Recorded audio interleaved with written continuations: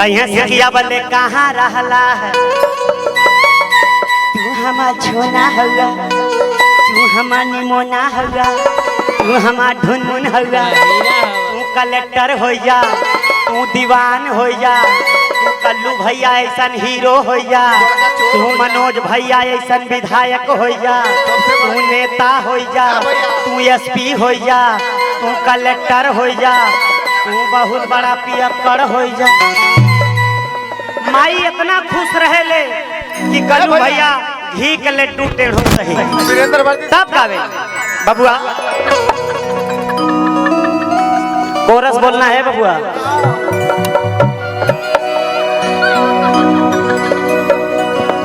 देखियो कनी के पहनावा का होला, पहले मेहरारू उल्टा पलटा मारस, अब सीधा पला में आ गए बने। अरे हाय हाय आवासो रे अरे बजावासो रे। अब देखी गावेल कि अरे कौने मास्टर अरे हाय बाबा मोर बियाह कैले। अरे हाय हाय रे कामल कार का ऐसा निहारतानी जी। अरे कौने माँ से पिता कैले हो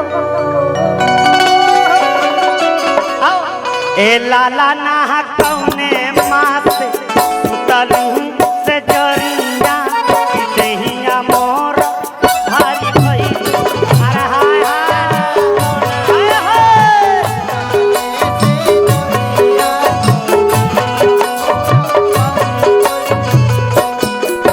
अरे कौने माँ से बाबा हमर बियाह कैले कौने माँ से पिता कैले हो कौने माँ से बाबा हमर बियाह कैले कौने माँ से पिता कैले हो लाला ना कौने माँ से।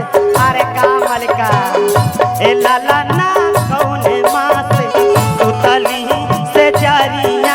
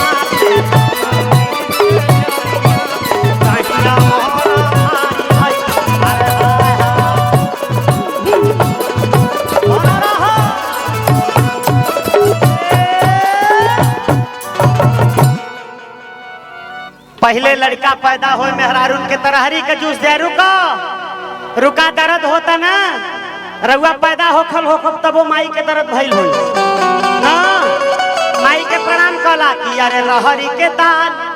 पहले जब लड़का पैदा हो तो रहरी के जूस दिया है, अब लड़का होता तो मौसमी का जूस दिया जाता टना टन फिर फिट हो जाए। अब फिर साल भर में भूख से 2 ठे लड़का फेंक दिली कि अरे रहरी के दाल हरियाम नहीं आवे हाई भात देखे भूली बारे हो। अरे हाय हाय कामल कार का देहला ना भतवा तमड़वा दादा बाबू सुरसुराए ले ना भतवा तमड़वा दादा सुरसुराए ले तोहार पोता बढ़े तुहार गो कि अरे रहरी के दाल हरियाम नहीं आवे हाई भात देखे भूली बारे हो। अरे अपने बलम्मा के पास खूब लाती आवती की चुरुकी उखारी लेती हो ए लाला ना लाता खूब लाती आवती की भारत निकाली लेती ए लाला ना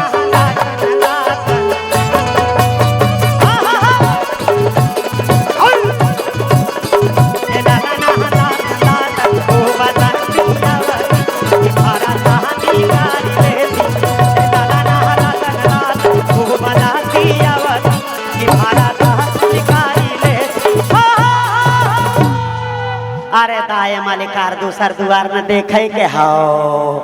बहुत बहुत धन्यवाद, बहुत बहुत स्वागत। आदरणीय मनोज भैया के जन्मदिन पे बहुत बहुत बधाई। आप स्वस्थ रहें ऐसी प्रभु से कामना करता हूँ। आदरणीय